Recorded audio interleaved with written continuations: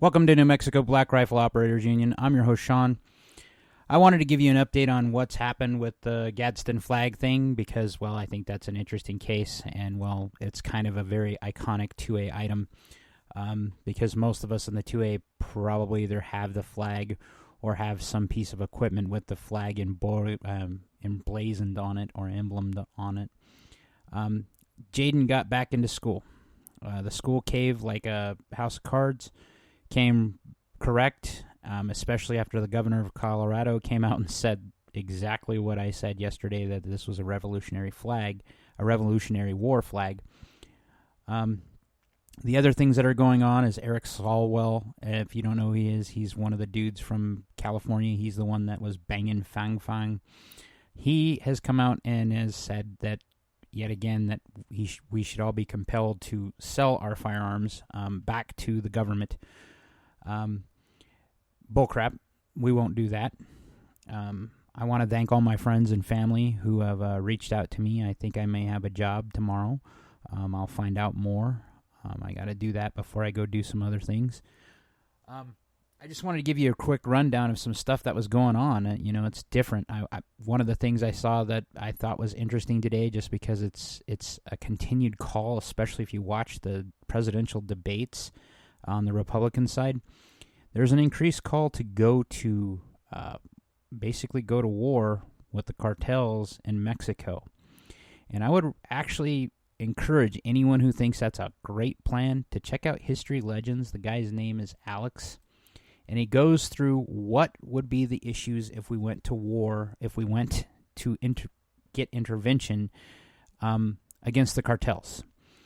Basically, I'll give you a short run of what he said. It would make Afghanistan look like a cherry bomb. We would have to ally with one cartel over another, thus exacerbating the problem.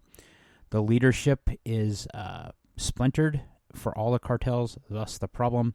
And you would end up fighting in the streets and having to invade Mexico in general to do this, because anywhere those fentanyl labs are currently are in the mountains. So, yeah, you could strike them once, but then they would reappear in the city.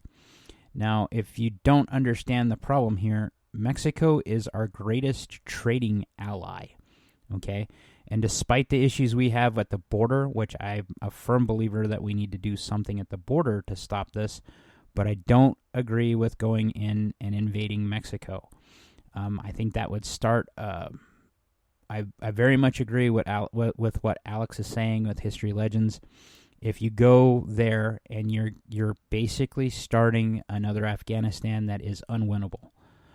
You would have to have an invasion force of 250,000 people by his numbers.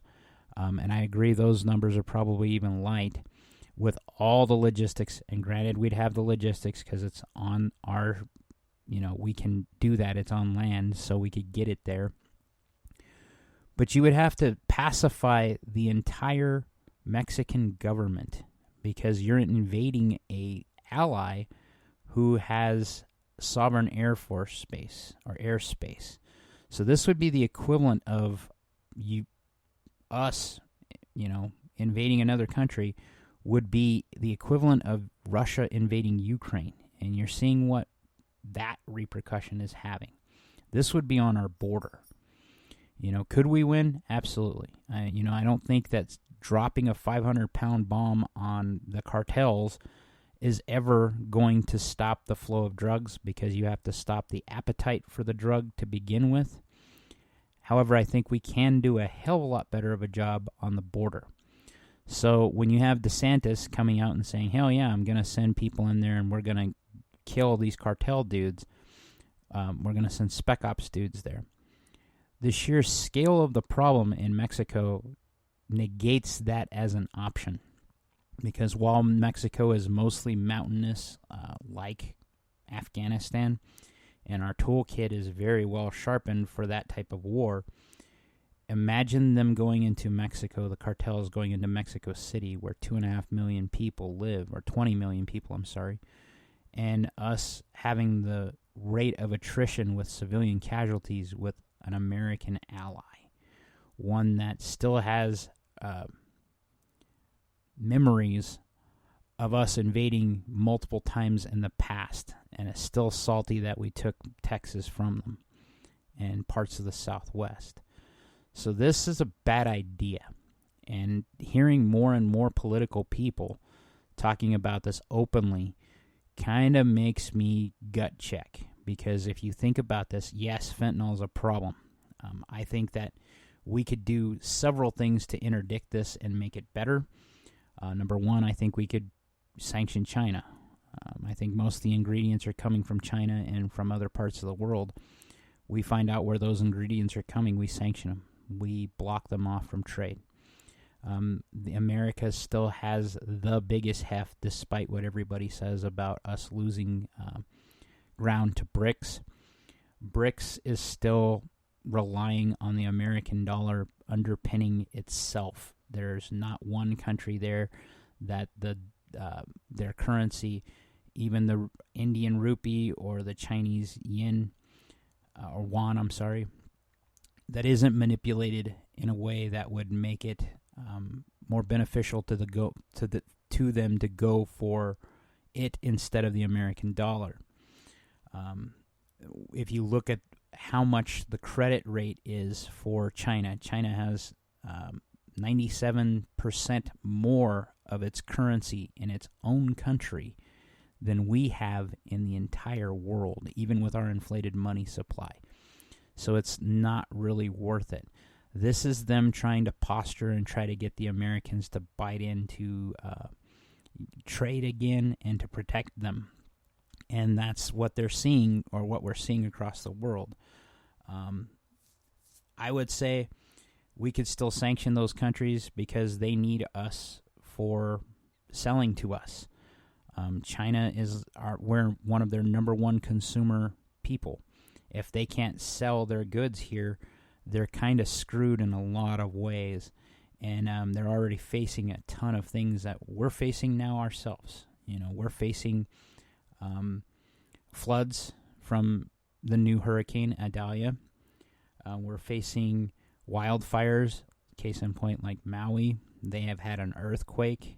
They've had a record flood in the northern part of China where it actually grows all their main not just their cash crops, but their main grain crops. So they're going to be reliant on us for food anyway. Despite what everybody says and rattles their sabers about China being the biggest threat, biggest whatever, I still believe that if we cut off what we are selling to them, they're kind of screwed in a big way. And you just have to look at their demographics, and you have to look at what their portfolio of what they send to us and what we send to them. China can still hurt us. Don't get me wrong. I'm not saying that. And it's going to suck when China goes belly up, because I kind of agree with multiple economists now that China is probably on its way out, and it's doing some things to try to mitigate that right now. That's going to cause an economic crash here to some degree. I don't know how bad it'll be. I'm not an economist. I just pay attention to economists, several of them, and I look at them because they're interesting. During COVID, I got really interested into listening to other people talk about demographics and geography and world history, and that part of the world is in a different state of disrepair right now that I don't know that they can get back from. They're still slumping right now. They're having and when I say they, China is also having a huge problem with their banking system and their real estate market right now. They're having their top two now, and I think it's the third one now, just announced today, are pretty much insolvent. And that means that a lot of people who bought houses or paid for houses that were supposed to be built and they're not built are kind of screwed in China. Okay, and a lot of these guys took the money and ran, and they're living in Taiwan and different places of the world off of that high money that they got from milking their countrymen. But with all the bad stuff going on in the world, I listened to Glenn Beck. I've listened to him a long time. I like Glenn. He's a little different, and I don't always agree with what he says. But he highlighted tonight on his special about the Maui wildfires, the Lahaina wildfires. And this hits home because living in northwest New Mexico or living in the Southwest in general, wildfires are, scary thing that happens here all the time, and usually it's from people not managing the forest. You guys all probably agree with me that humans, those people that usually it's leftists, believe that you should just let a forest overgrow and do stupid stuff, and it ends up becoming a giant tinderbox. And you're seeing it more and more as these wildfires do bad stuff in populated areas. Lahaina isn't a stranger to wildfires. In fact, what I learned tonight was that it's actually named after the cruel sun, because they're used to not having water, and they're used to not having wildfires specifically. But with the stuff coming in with Idalia in Florida, I hope my friend Tia is doing great because, well, she lives there and she's a hurricane veteran and then some. As this storm strengthens to Category 4, as I try to do with you guys all the time, is how are you staying prepared? Do you have a go bag? Do you have water and food in case you can't have it for a couple of days if one of these incidents were to happen? Living in a city, what happens if the power goes out? Can you make power? Do you have a generator? Do you have access to any of those type of things? Because without power, there's no water. How are you going to cook? How are you going to take care of yourself in a situation where EMS is overwhelmed? And that's what I'm getting at with that. Is like, I tell you guys to be your own first responder all the time, because I've seen what happens when you're not your own first responder. I have the T-shirt where I got to see what being in a box of tuna or a can of tuna is like when you can't defend yourself. I've seen the ravages of wildfires my entire life in New Mexico. And luckily, I say luckily, knock on wood, I don't live really in a very forested area, but it could still cause enough damage to where I'm without services, I'm without electricity, I'm without water, because fires spread very rapidly, especially with the wind and everything else. I'm not a climate science guy, but I know that wildfires and heat have always happened. I'm surprised, honestly, that the wildfire season here hasn't been as abrasive as it normally is to Southwest United States in general. We've been lucky. It looks like it's all been north of us in Canada and now in Hawaii. But it makes me think about what you have to do. If you think about that stuff, that even the cartel stuff, if stuff gets bad, what do you do? Part of the reason why black rifle operators, New Mexico black rifle operators exist is to make sure people understand what's going on in the political spaces, but it's also to keep you abreast of what's happening in the real world. And the real world, sadly, is pretty metal. When stuff goes sideways and, seconds count and help's minutes away, or maybe not even coming because they're so overwhelmed, what are you going to do? I'm a firm believer that everyone should have a little bit of a prep, if not a ton. And when I say that is because prepping is expensive. This life is not cheap. But preserving your life and preserving your family's life is what utmost we should be doing. I worry about neighbors when things go sideways, not because my neighbors are bad people, but desperate people do desperate things. Do you have the community that's around you? Do you have your friend group that's going to help you there? Or do you have your family group that's going to help you in a situation like that? Build those links, because I think we're going to need them more and more as I'm seeing things going. I watch Guns and Gadgets. That's another guy that I check out.